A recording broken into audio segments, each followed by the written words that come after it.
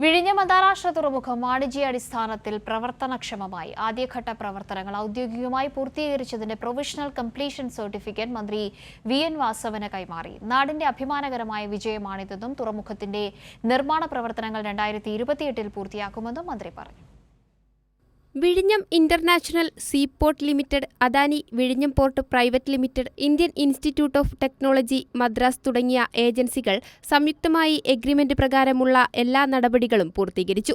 ഇതേ തുടർന്നാണ് വിഴിഞ്ഞം അന്താരാഷ്ട്ര തുറമുഖത്തിന്റെ ഒന്നാംഘട്ട നിർമ്മാണവും ക്രമീകരണങ്ങളും പൂർത്തിയാക്കിയതിന്റെ പ്രൊവിഷണൽ കംപ്ലീഷൻ സർട്ടിഫിക്കറ്റ് ഇന്ന് കൈമാറിയത്.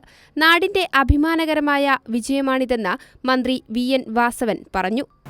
അത് 2, 3, 4 ഘട്ടങ്ങൾ 2028 പൂർത്തീകരിച്ച് നമ്മുടെ തുറമുഖം അതിൻ്റെ പൂർണ്ണാർത്ഥത്തിലും ലക്ഷ്യത്തിലും വ്യാപ്തിയിലും എത്തിക്കുക എന്നതാണ് ആ കരാറിൻ്റെ ഉള്ളടക്കം.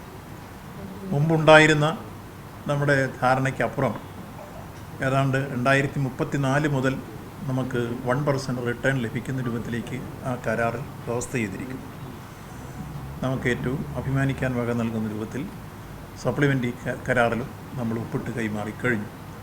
തുടർന്നാണ് ആദ്യത്തേതിൻ്റെ കംപ്ലീഷൻ സർട്ടിഫിക്കറ്റ് ഇപ്പോൾ ഹാൻഡ് ഓവർ ചെയ്യുന്ന ചടങ്ങിലേക്ക് എത്തിച്ചേർന്നിട്ടുള്ളത്. ഇത് നാടിൻ്റെ അഭിമാനകരമായ വിജയത്തിൻ്റെയും ഒരു ചരിത്ര നിമിഷത്തിൻ്റെയും സന്ദർഭമാണ് എന്ന് സൂചിപ്പിച്ചുകൊണ്ട് ഇത് ഹാൻഡ് ഓവർ ചെയ്യുന്ന ചടങ്ങിലേക്ക് കടക്കുകയാണ്. അൾട്രാ ലാർജ് മദർഷിപ്പുകൾ ഉൾപ്പെടെ 70 ചരക്ക് കപ്പലുകൾ എത്തുകയും 1.5 ലക്ഷത്തോളം കണ്ടെയ്നറുകൾ കൈകാര്യവും ചെയ്തതോടെ തുറമുഖം ലോകത്തിനു മുന്നിൽ തന്നെ കരുത്തു തെളിയിച്ചു കഴിഞ്ഞു. റെയിൽവേ കണക്ടിവിറ്റിയും റിംഗ് റോഡ് പദ്ധതിയുമാണ് അടുത്ത ഘട്ടം. റെയിൽവേ കണക്ടിവിറ്റിക്ക് DPR പൂർത്തിയായിട്ടുണ്ട്. കൊങ്കൺ റെയിൽവേയാണ് പദ്ധതി നടപ്പിലാക്കുന്നത്. റിംഗ് റോഡ് പദ്ധതിയുമായി ബന്ധപ്പെട്ട സ്ഥലമെടുപ്പ് നടപടികളും ഉടൻ ആരംഭിക്കും. ഈ ചരിത്ര നേട്ടം കേരളത്തിന്റെ അന്താരാഷ്ട്ര വ്യാപാരത്തിൽ ഗണ്യമായ മാറ്റത്തിന് വഴി തുറക്കുന്നതിനോടൊപ്പം സാമ്പത്തിക വളർച്ചയ്ക്കും വൻ കുതിപ്പ് പകരുമെന്നതാണ് സർക്കാർ വിലയിരുത്തൽ. കൈരളി ന്യൂസ്, തിരുവനന്തപുരം.